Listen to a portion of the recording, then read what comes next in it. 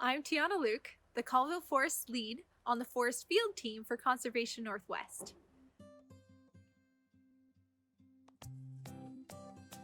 I'm talking to you today from the Deer Park area in Northeast Washington.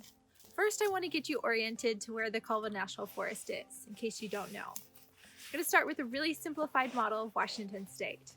Right here is Washington. This is the Sound, this is north, and this is west.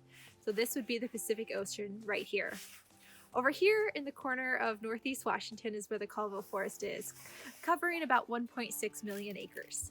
But the Forest Field Team for Conservation Northwest doesn't just cover the Colville National Forest. I have colleagues on the Mount Baker Snoqualmie, as well as the Okanagan-Wenatchee National Forest. So we cover the bulk of the National Forest in Washington State with our Forest Field Team.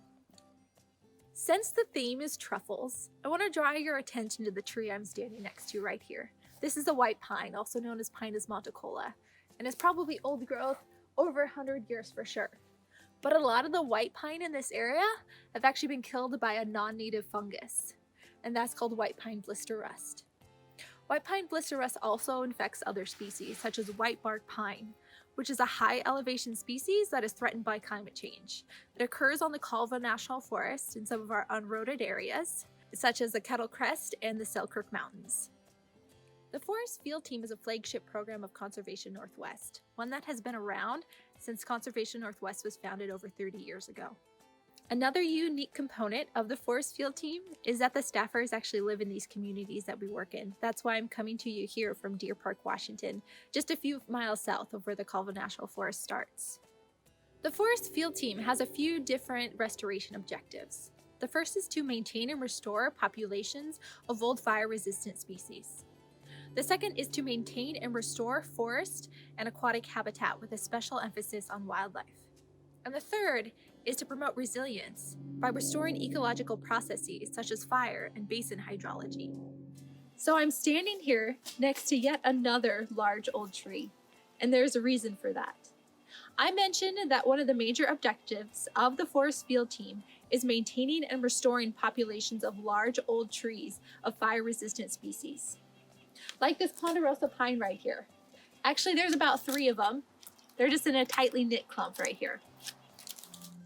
In the fairly recent past, modern anthropogenic actions such as clear-cutting, old-growth logging, fire suppression, and now climate change have shaped our forests in a way that makes them less resilient than they used to be. One of the ways that we measure this change in resilience is by using the historic range of variability. Historic range of variability is an estimate of the variation of the physical and biological conditions at some period in the past as shaped by climatic conditions and disturbance regimes. The historic range of variation or variability, also called the natural range of variability, is a very useful diagnostic tool to help us restore our forests today. While it is an estimate at some point in the past and may not be a perfect idea of what it once was, it's incredibly useful so we have some idea on how to ecologically restore our forest so that we're restoring the processes that they once had in the past, which have now been modified due to those anthropogenic factors that I previously mentioned. Along with the historic range of variability, scientists also estimate the future range of variability, taking into account the projections for climate change in the future for 30, 50, or 80 years ahead per se, because we know there will be a warmer and drier climate as well as some precipitation changes in this area. Integrating the historic range of variability and the future range of variability into an empirical science-based process using spatially explicit landscape diagnostics is an incredibly important component of a successful landscape evaluation project. Another important component is integrating both the forest health issues along with the watershed restoration into the process. I talked about one of the important objectives of the Forest Field Team was restoring ecological processes such as basin hydrology, but also in watershed restoration, we also consider things such as riparian vegetation, riparian health, floodplain restoration, sediment and erosion issues in the watershed as well. Numerous other indicators that are important for watershed restoration, and making sure those are integrated along with terrestrial restoration activities is of utmost importance to make sure that ecological restoration projects are successful. The forest field team strives to be science-based in the work that we do on public lands. But also important is making sure that these projects include all stakeholders and include collaboration. Personally, my background has been pretty heavily science-based before I worked for Conservation Northwest, and that's what drove me to do this work and work with this organization.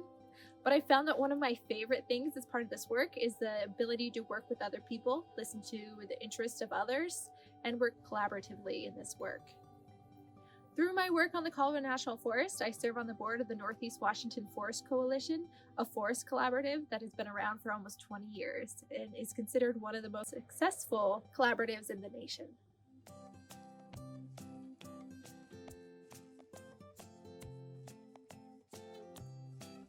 So here I am at yet another large tree, this time a Douglas fir. And while some of these trees may not be as large as you would see in Western Washington, they're pretty big for the Colville National Forest. A lot of my work through the forest field team flows through that collaborative, the Northeast Washington Forest Coalition that I mentioned.